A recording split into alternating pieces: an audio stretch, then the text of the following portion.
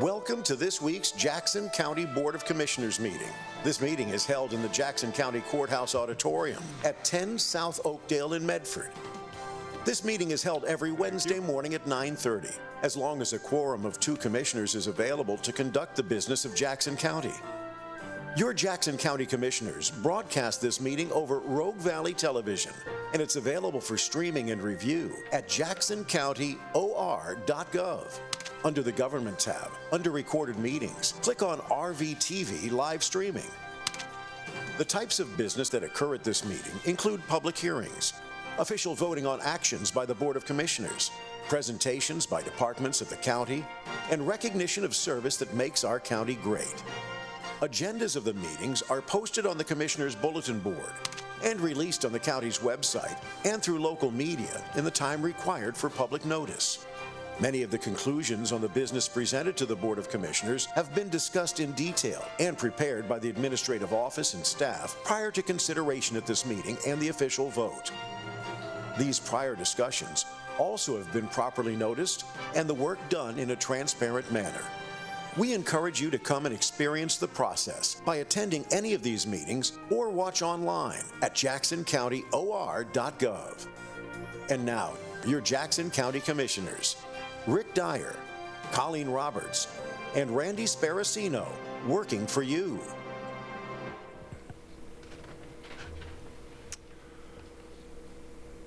There we go. Well, good morning, everyone. It's a little after 9:30, so we'll call the Board of Commissioners regular meeting for July 9th, 2025 to order. We're live here in the Courthouse Auditorium and on audio-video conference. I'm going to start today's meeting with the Pledge of Allegiance. If you please stand and repeat after me. I pledge allegiance to the flag of the United States of America and to the republic for which it stands, one nation, under God, indivisible, with liberty and justice for all. Thank you. We will now go into our request and discussion of non-agenda items. We do have a 5-minute limit. Pursuant to the codified ordinances of Jackson County, Section 213.06, members of the public may address any item not on the agenda. However, pursuant to ORS 192.640, the Board of Commissioners is prohibited from discussing a principal subject that is not on the agenda. Therefore, the Board of Commissioners will listen to your concerns and may consider the matter you raise by asking staff to follow up on any questions or by placing the matter on the agenda for discussion at a future meeting. We do have one person signed up here in the auditorium. It's Rogue River Siskiyou, a.k.a. Mary Wallace. Come on up, give your name and address for the record, please. Hello, Commissioners, Jackson County residents tuning in. I'm Rogue River Siskiyou, the law-abiding citizen from Central Point, Oregon. That would be 583 Snowy Butte Lane in Central Point. We just all said the Pledge of Allegiance, and the concluding line is liberty and justice for all. I was a homemaker and homeschooling mom for 15 years. My husband was the sole provider. From 2021 through 2024, he was able to mail order novel psychoactive substances, these are analog drugs, federally scheduled, online using cryptocurrency and have them delivered to a secret USPS post office box, which threw him into a 3-year chain of drug-induced psychosis. And now I have to stand before you because there is no justice in the state of Oregon, and share some of the most humiliating aspects of my life where I was sexually terrorized, psychologically terrorized, had to flee my home with my children in fear for our lives. This was during Proposition 110, so, you know, unless I wanted to have my husband hauled away, and he was our sole provider, so we'd lose our home, and we couldn't afford to get another one with the housing prices here in Southern Oregon. I didn't pursue criminal charges at that time. Now, after 6 months slogging pro se through our legal system, I'm in a position where I'm better able to provide safety and security for my children and pursued criminal charges against my husband.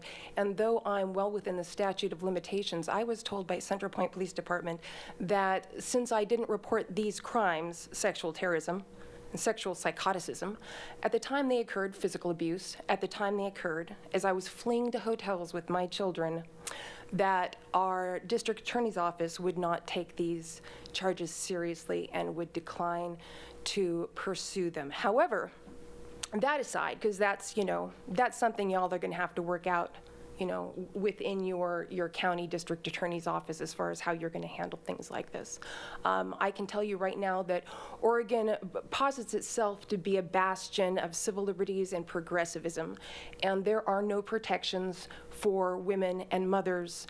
And we have had the right to vote for a little over 100 years. I am absolutely baffled that with so many of our legislators and government officials and even our Supreme Court justices from Ruth Bader Ginsburg to Clarence Thomas holding Juris Doctorates, that the civil division of our judicial branch sells the favor of the court. And what I mean by that is that in order to get legal advice, it has to come from a licensed attorney, okay? You have to pay a licensed attorney for that legal advice. So that means me, a homemaker who's been a stay-at-home mom and whose husband shut down her bank account the moment she said she could no longer stay married to her abuser, then has to go out and all the domestic violence and sex abuse websites here in the county and even the National Sex Abuse Hotline says there are all these resources available for us. There are not. Community Works, they offer the Dunn House. That's like a month of temporary housing. If there's room, there's never any room. They say they have a court advocate. That makes it sound like someone's going to advocate for you in court, right? No, that's a person that sits next to you as you wait to go before your judge. They can offer you no legal advice because by law, legal advice can only be dispensed by someone who's licensed to practice law. They say there's legal aid. There is one legal aid office here in Jackson County serving a residency of almost 250,000 people. There's like 4 people on payroll, and they only operate within a very narrow window of the law. There is no help for people like me. There is no help for people like me. So while my husband, who still had access to his bank account, who locked me out of my own gun safe to this day, who locked me out of our family storage unit, who holds a 2008 sex tape over my head that the Central Point Police says, well, I gave consent when it was made, so I can never rescind consent even though he's sexually gratifying himself to it and tried to upload it online. Yeah, there is nothing codified in our laws or statutes that protect me. No, why? Because he didn't try to disseminate it. He's only doing it for his own personal gratification. Okay, there are no protections for people like me if we cannot afford a lawyer, okay? There is no such thing as self-representation, because you cannot represent yourself if you do not understand the language of the law and how the law is applied. And the language of the law is written in legalese. It's an amalgamation of antiquated English and Latin, and the only way you can learn it is if you invest, 3-4 years in the law library that's open from 8 a.m. to 4 p.m. in the basement of our House of Justice with the mandatory lunch from 12 to 1. Please stop spending money on things that we need help. Can you please fund some help for women like me? That would be lawyers. And while you're at it, can we all stop pretending that there is justice in the civil division of the judicial branch? Thank you. All right, thank you. Anyone else in the auditorium wishing to speak today? No. Anyone online? Mr. Vice Chair, there's no one online. All right, then. We will move on into the consent calendar, which today consists of the minutes of meetings of the Board of Commissioners staff meeting of June 12th, 2025, the Board of Commissioners work session of June 17th, 2025, and the Board of Commissioners regular meeting of June 18th, 2025.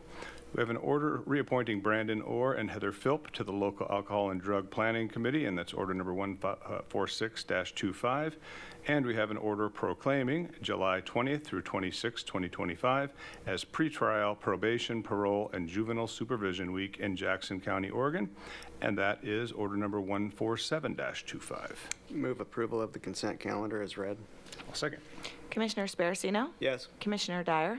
Yeah, and now Commissioner Sparacino will read the proclamation as he's the liaison to that department. The proclamation is for pretrial probation, parole, and juvenile supervision week in Jackson County, Oregon. Whereas community and juvenile correction is an essential part of the justice system with trained professionals who uphold the law with dignity while recognizing the rights of public safety to safeguard from criminal activity, and whereas these professionals are responsible for supervising adult and juvenile justice-involved individuals in the community, which includes providing services and referrals, and whereas these professionals promote prevention, intervention, and advocacy in addition to providing services, support, and protection for victims, and whereas the community and juvenile corrections professionals work in partnership with community agencies, groups, while advocating community and restorative justice, and whereas Jackson County's community and juvenile corrections professionals are a true force for positive change in our community. Now, therefore, the Board of Commissioners of Jackson County proclaim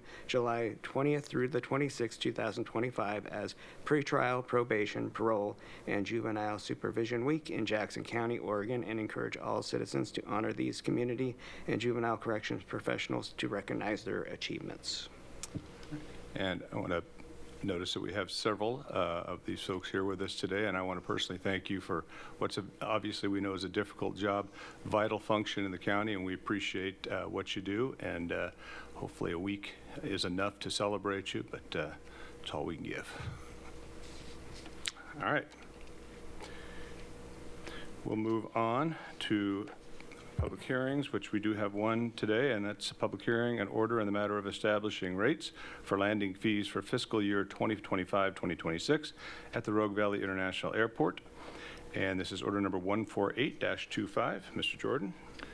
Yeah, Mr. Chair, just real briefly, our airport runs on a hybrid financial model where part of the airport's what's called compensatory. In other words, we earn revenues on the non-airfield side of the airport activities. Those airport revenues can go to fund any operations or activities on the airport and stay within the airport fund. Within the airfield, we operate on what's called a residual basis, and landing fees are set on a residual basis. In this case, rates for fiscal year 24-25 were $4.19 per 1,000 pounds on signatory aircraft and $4.54 per 1,000 pounds on non-signatory aircraft. Rates and charges on the residual side of the airport are reviewed annually by an independent contractor, then recommends rates to us, in this case for fiscal year 25-26, of $4.41 per 1,000 pounds on signatory aircraft and $5.37 per 1,000 pounds on non-signatory aircraft. The reason why I explain compensatory and now residual is to explain that in this case we actually subsidize these rates in order to get airlines here. Rates are used, are calculated using the airfield expenditures less airfield rents, which equals an outstanding balance. That balance is divided into an estimated landing weights to be paid by the air carriers. Landing fees are charged to all aircraft that weigh 8,000 pounds or more that are not based at our airport. Aircraft based at the airport are not charged landing fees. Aircraft officially providing support to wildland fire operations during the designated fire season are charged $3.15 per 1,000 pounds. What I'm telling you, in other words, is that residual amount, when you take all the airfield expenditures less airfield rents, isn't covered by those landing fees. We subsidize those because if we had to actually charge them out, we probably would not have any airlines operating out of our airfield. Pursuant to Oregon Revised Statute 294-160, the Board of Commissioners will hold a public hearing, that's today, July 9th, 2025, to provide an opportunity for interested persons to comment on the rate increase. It's recommended the public hearing be held, and following the public hearing, should the Board of Commissioners find that the proposed rates for landing fees are acceptable, approval of the board order will implement that action, and the effective date of the rates will be July 1st of 2025. Thank you. Okay, any questions? All right, before we open the public hearing, I'll have council read the admonishments, rules. Rules for conduct of public hearings are as follows. Only the chair or a member of the Board of County Commissioners may question a speaker. There will be no interruption of a speaker from the audience and no debates on the floor. Applause is not permitted. A speaker may criticize a proposal, the board, or an agency of the county, but the speaker shall not argue with another speaker directly. Any speaker may present an opposite view, but not in personal terms.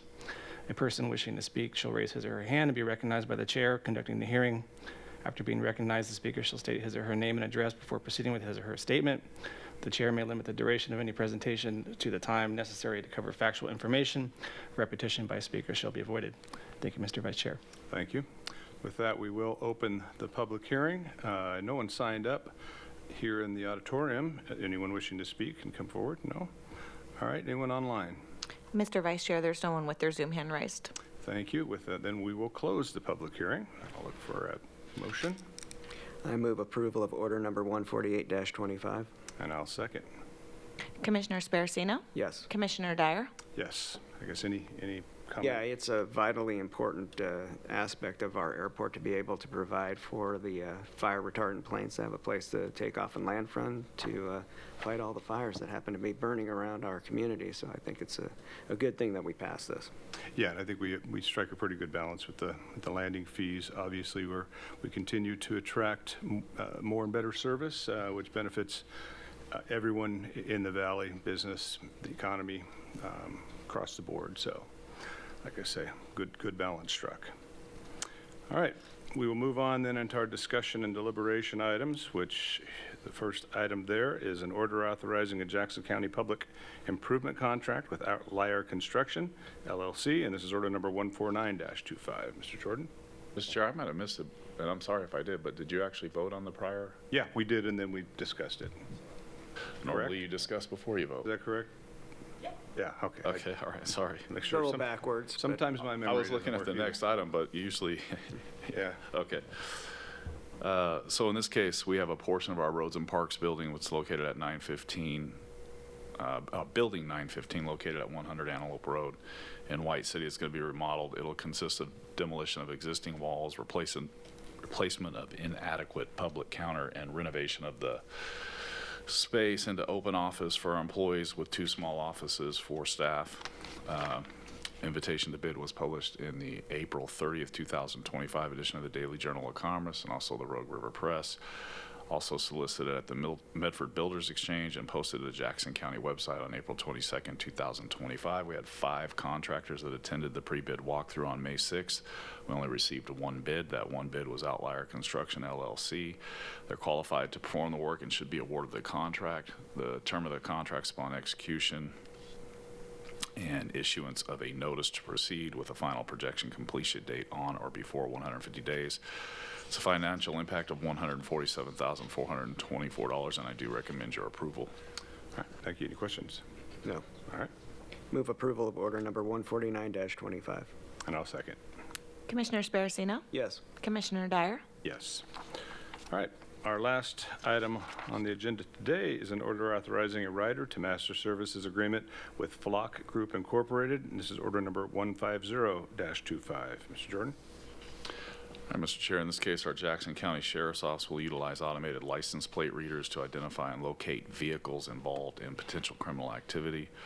The term of this rider is January 1st, 2025 through December 31st of 2027.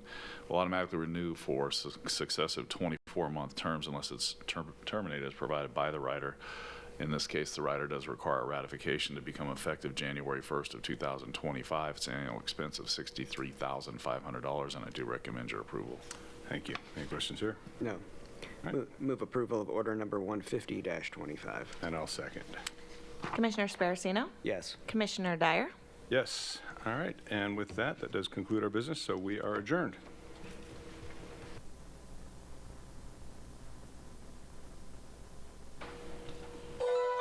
We hope that you've enjoyed this week's Jackson County Board of Commissioners meeting.